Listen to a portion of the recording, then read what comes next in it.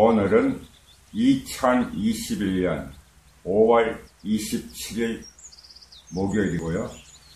현재 비해당 거실에 햇빛이 들었습니다. 따라서 오늘 날씨는 맑음이라 하겠습니다.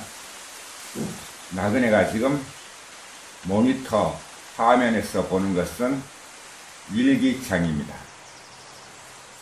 오늘의 일기에 벌써 어떤 내용물이 적혀 있는 것 같은데, 오늘 아직 본격적인 시작도 하지 않았으므로 오늘 쓴 게 아닙니다. 간밤에 나그네가 스마트폰으로 생각나는 걸 놓치지 않으려고 몇 자 적어서 좋아하는 사람들한테 보낸 내용인데요. 이렇게 적혀 있습니다. 나는 음악을 좋아하는데 장르 가리지 않기 고집타. 나는 영화도 좋아하는데 장르 가리지 않고 즐긴다. 어떤 음악은 수백 번 들었다. 영화를 2번 본 건 몇 안 된다. 요즘 나는 음악도 영화도 거의 안 본다. 오래전부터 음악과 영화 즐기느라 나는 책을 볼 기회가 거의 없었다. 나는 책을 보지 않고 듣는다. 어느 정도 산 세월이 있어 팔자봄이 귀찮고 봐도 눈에 들어오지 않습니다. 하지만 책을 소리로 바꿔 들으면 귀에 솔솔 잘 들어오기에 지금도 그리 한다. 2021년 5월 27일 오늘 목요일이란 건 말했고요. 오늘의 일기는 이렇게 적혀 있습니다. 요즘 나그네가 이런 생각을 자주 했는데요. 전에도 한번 딱 오래되진 않았습니다. 한 열흘 전에도 나그네가 시간 여행을 거슬러 10년까지 올라가 본 적이 있는데요. 지금도 한번 그리 해보겠습니다. 2020년 5월 27일에 일기 제목은 이렇습니다. 나의 내면에 자리한 잔혹함에 대해. 작년인데요. 불과 1년 전 이날, 즉 5월 27일 수요일입니다. 일기 제목이 예사롭지 않습니다. 나의 내면에 자리한 잔혹함에 대해 몇 줄만 한번 읽어보겠습니다. 몇 단락만 한번 읽어보겠습니다. 한밤에 깨었다. 악몽에 시달리다가 그랬는지 아니면 오줌보가 터질 것 같아서였는지 그도 아니면 등허리가 아파 그랬는지 모르지만 어쨌거나 깼다. 시각은 한밤이라고 했으니 엄연히 오전 1시 57분이므로 날이 이미 바뀌었어. 빨리 말하면 2020년 5월 27일이다. 무거운 몸을 질질 끌다시피 하여 겨우 거실에 나와 한개비에 불을 댕겨 막 한 모금 빨며 약초 넣은 물을 끓이려 할 때였다. 귀 목덜미에 이상한 느낌이 있었다. 미세하게 꿈지럭거리는 그것의 크기가 꽤 크다는 것을 직감으로 느끼는 순간 온몸에 소름이 돋았고 그와 동시에 거의 무의식적으로 행동으로 이어졌다.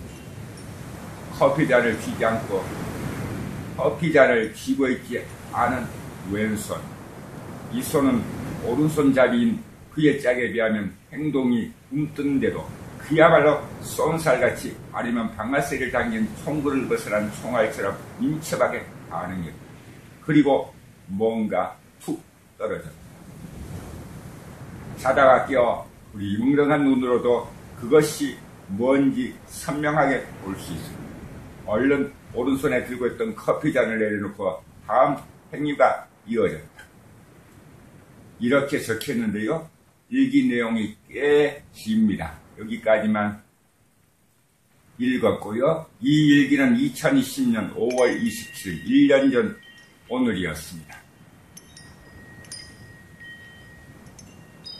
2019년 5월 27일, 이날은 월요일입니다. 일기 제목은 인각사 자료 이렇게 되어 있습니다. 인각사는 경북 군위군 도로면에 있는 오래된 사찰입니다. 인각사는요, 삼국유사의 고장이라고 내세우는 군위군의 슬로건인데요. 이경과 관련된 사찰입니다. 아마 2년 전, 그러니까 2019년 5월 27일 월요일에 나그네가 군위에 있는 인각사를 탐방했던 것 같습니다. 그 내용이 아주 자세하게 적혀 있습니다. 첫 번째가 군위 인각사지에 대해서 적었고요. 사적 제374호 이렇게 되어 있습니다. 인각사에는 다양한 볼거리가 있었던 것 같습니다. 군위 인각사 3층 석탑에 대해서도 내용이 적혀 있고요. 군위 인각사 보각국사 탑립 비 이런 것도 적혀 있습니다. 자, 계속 5월 27일, 과거의 5월 27일을 역순서로 올라가고 있습니다. 2018년 5월 27일, 이날은 일요일이라고 빨갛게 일기장에 나타나 있습니다. 이날의 일기장은요, 그리움에 대한 자유생각 이렇게 되어 있습니다. 몇 년 전이므로 이날 왜 그리움에 대한 자유생각이란 일기를 적었는지 기억할 수 없으므로 이것도 몇 단락만 한번 읽어보겠습니다. 누군들 자유란 말을 싫어하겠는가마는 나는 이 말에 유별나게 집착합니다.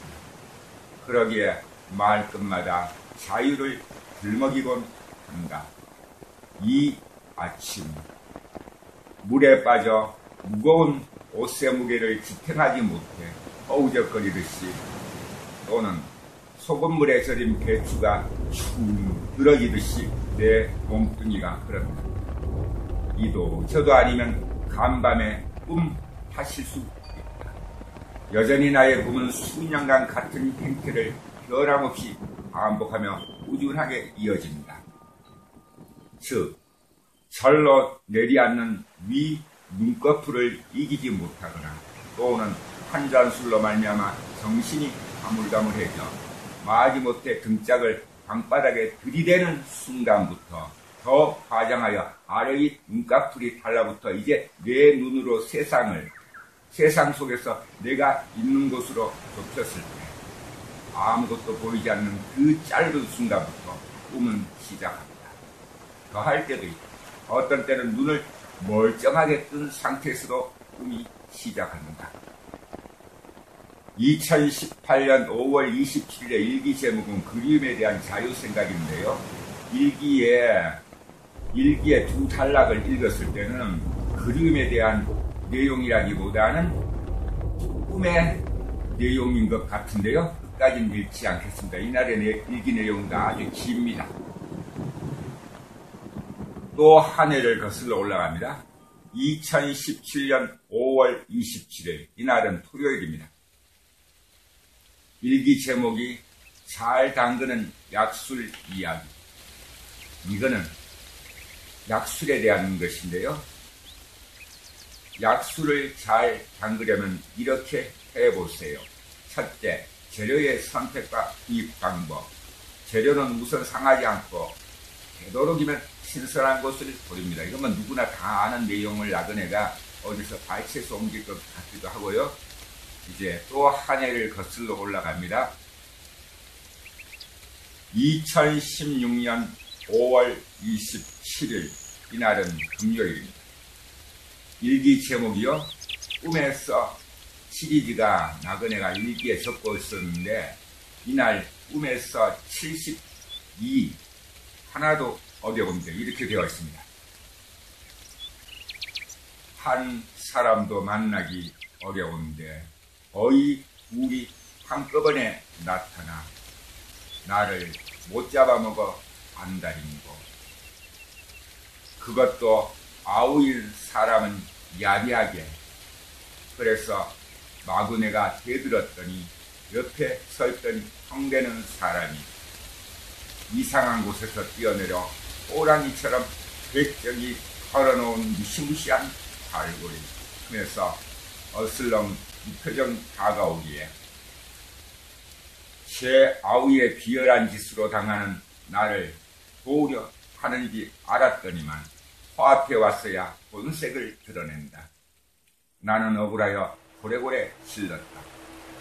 아버지여, 아버지여, 대체 내가 뭘 어쨌다고 이러는겨? 저 인간한테 물어보소. 아비가 이 내용은요, 보니까 나그네가 아는 두 사람인 것 같습니다.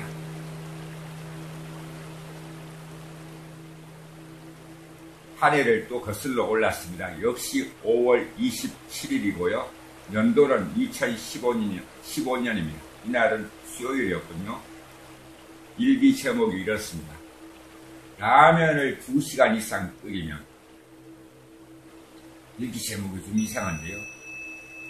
라면을 2시간 이상 끓이면. 그리고 물음표가 붙어있습니다. 잠깐만 나그네가 지금 목에서 일어나자마자 담배를 벌써 3겹이 피워서 목에 가래가 좀 끓고 있어서 발음이 제대로 안 되는데요. 잠깐 좀 목을 고르고 시작하겠습니다. 라면을 2시간 이상 끓이면 이 같은 질문을 할 사람은 아마 없을 것이다. 까닭은 뻔하다. 간편하고 신속하게 먹을 수 있는 인스턴트 식품이 라면이기 때문이다. 세상에 존재하는 라면은 한둘이 아니라 저마다 입맛에 맞는 걸 찾기 마련이다. 어떤 사람은 이 맛 저 맛이 궁금하여 먹어보기도 할 것이고 어떤 사람은 그런 과정을 거쳐 가장 마음에 드는 것만 고집할 수 있을 것이다.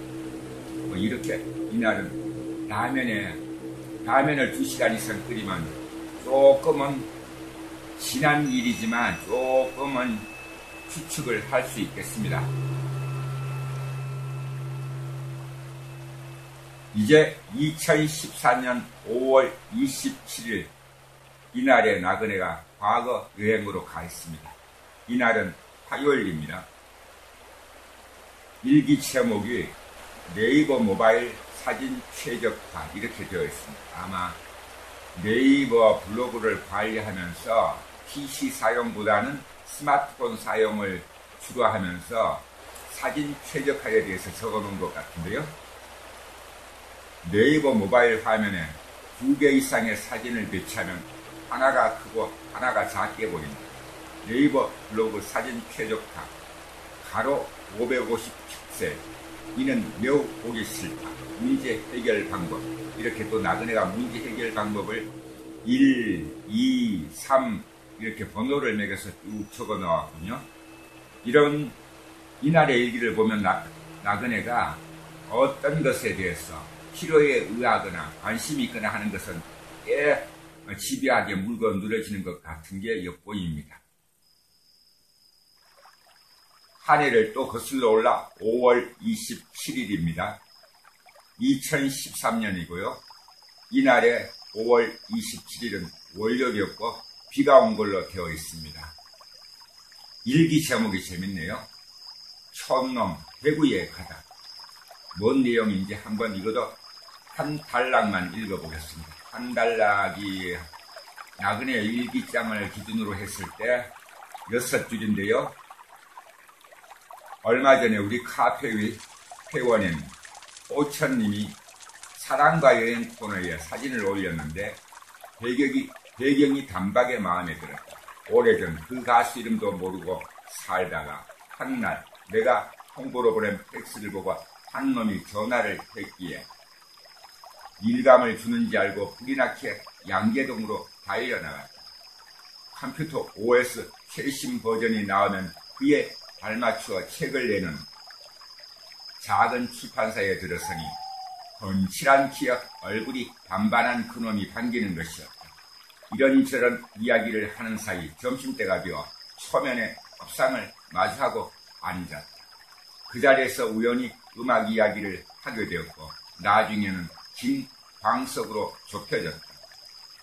죽은 후 그의 노래는 이제 듣지 않아요. 그놈이 그렇게 말한 것까지 적혀있고요. 이날의 일기도 꽤 깁니다. 아마 이날 그놈으로 말미암아 이 나그네가 김광석이란 가수를 알게 된 것 같습니다. 뭐 그런 내용이고요.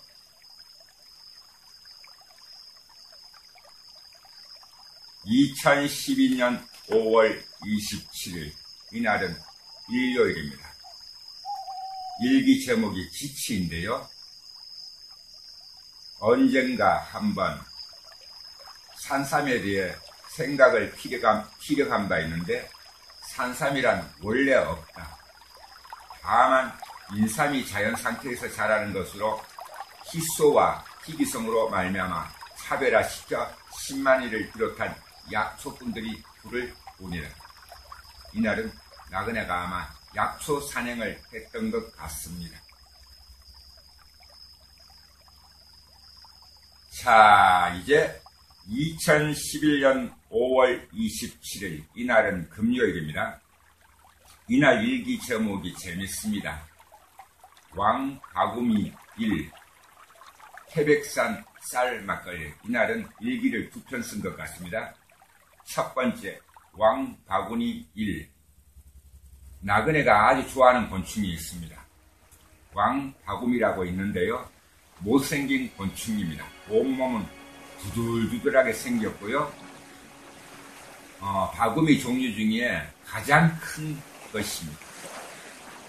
오후 9시 30분 손전등을 켜고 찾아나서 느낌이 녀석을 발견할 것 같기에 누워있다가 벌떡 일어나 조우에 나선 것입니다.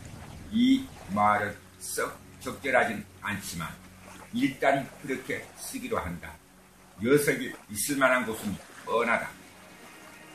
나그네가 한밤에 깨어가지고, 한밤이 아니군요. 오후 9시 30분이면 한밤은 아니고요.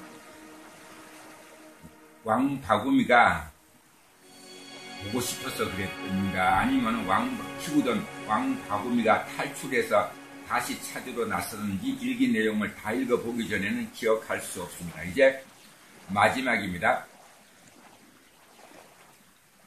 2010년 5월 27일 이날은 목요일입니다. 이제 나그네가 10년을 거슬러 2010년 5월 27일 목요일에 가했습니다.